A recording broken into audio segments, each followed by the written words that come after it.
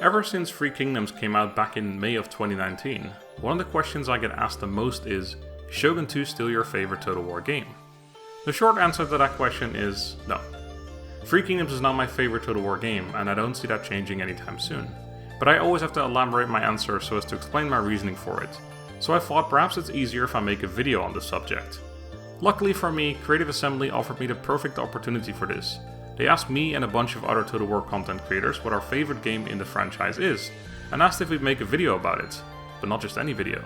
A sponsored video. This is not something I ever expected to happen. A sponsored video by Creative Assembly on the franchise I already cover almost daily on my channel. But here we are. I believe this is what they call a win-win situation. Anyone who's ever spent more than a minute on my channel would probably be able to tell you that I love Shogun 2. And that hasn't changed. My profile picture is still MrSmartDonkey, my channel still has a Shogun 2 banner, my Discord roles are all based on Shogun 2 units, and even my merchandise is all Shogun 2 inspired. So clearly Shogun 2 is my favorite Total War, right? Well, yes, it was for a very long time. There was even a time where I thought there would never be a Total War game I would enjoy as much. Rome 2 came and went, Attila, the Warhammer games, Thrones of Britannia, nothing quite grabbed me the way Shogun 2 did. I didn't really dislike any of them, but I always came back to Shogun 2 after I had my fill. And if I didn't feel like playing Shogun 2, I always had Fall of the Samurai as an equally amazing DLC. Sure, it's a standalone saga title now, but let's not get into that. It'll always be a DLC in my heart. Over the years, many people have asked me what it is I liked about Japan so much. Many people also called me a weeb, but the truth is, I never watch anime. I'm not obsessed with Japanese culture or its people, or anything else Japanese for that matter. I don't even really care for Japanese history, or at least not more than European history. People assume I'm swinging katanas in my backyard in my free time, but I don't even have a backyard. I also don't have a katana for that matter. I do have a sword, but it's an amazing gladius with a custom-made scabbard, because honestly, I'm more interested in Roman history. The truth of the matter is that Shogun 2 is an amazing game, set in Japanese history but made by a Western studio, and that's important to me.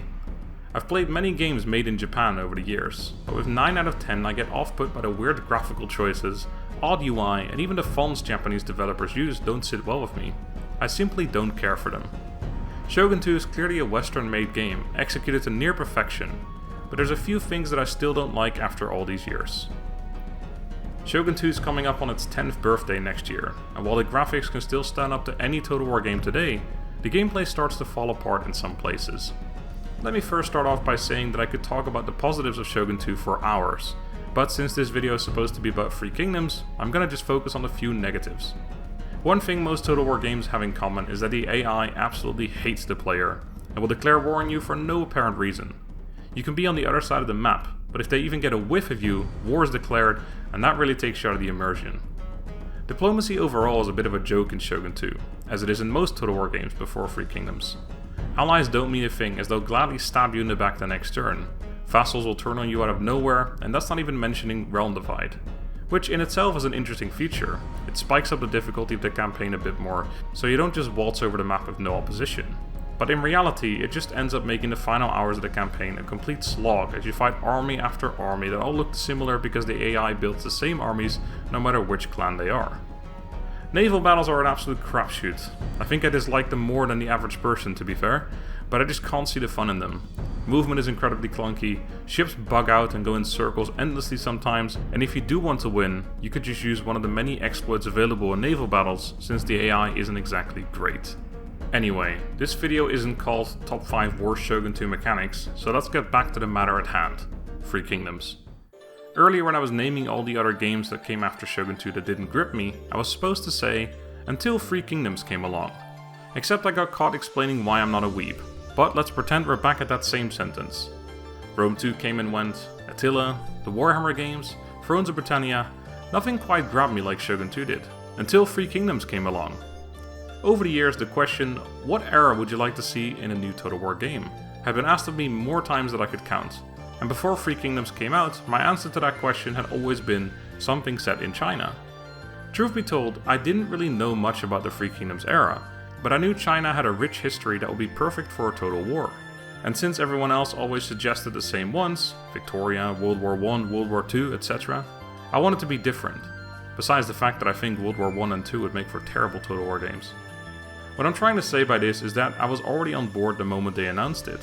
I've been wanting a Total War game set in China for years after all, so I was an easy sell.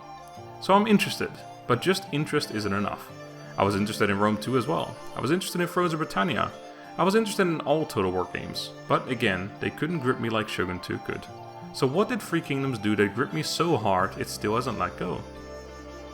Well, let's start with the diplomacy, since I mentioned that as one of Shogun 2's worst aspects. Creative Assembly overhauled the diplomacy system. They added a fan favorite from older Total War games back in, being able to trade territory. But not only that, you can trade ancillaries and food, you can make coalitions and alliances with a group of factions, you can confederate factions, you can start your own empire, make other emperors abdicate, and much more. Sure, some of these were already available in other Total War games, but never in such an advanced system as Three Kingdoms, and never all in the same game. You also don't feel like it's you against the entire world, you just feel like one of the players. The AI still targets you more than they should sometimes, but it almost never feels ridiculous or out of nowhere.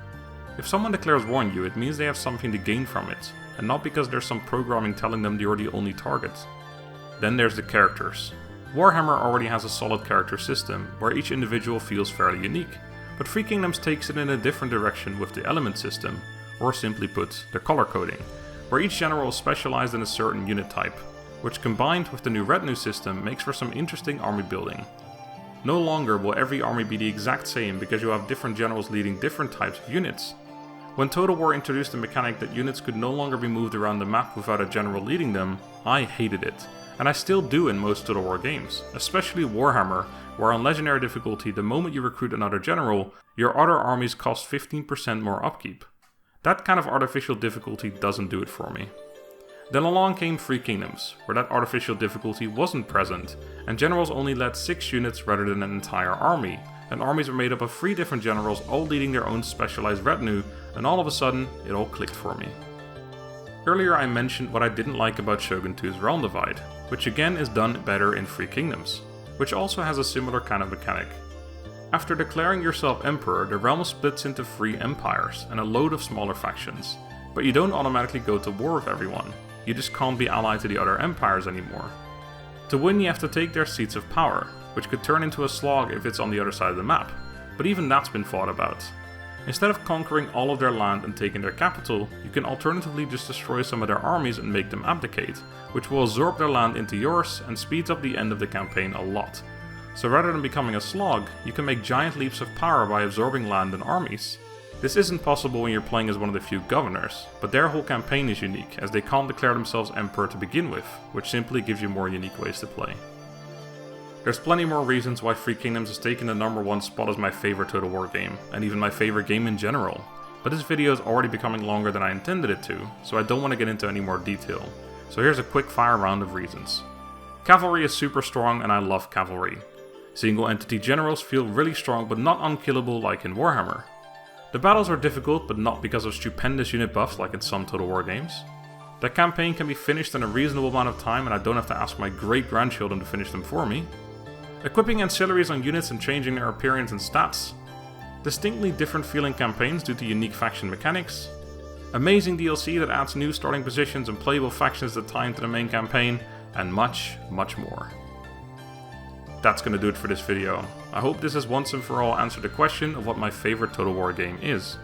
Shogun 2 will forever hold a place in my heart, but Three Kingdoms has taken the throne and isn't aiming on giving it away anytime soon. Thank you all so much for watching, and thank you Creative Assembly for sponsoring this video. I'll see you all soon, have a good day, and goodbye.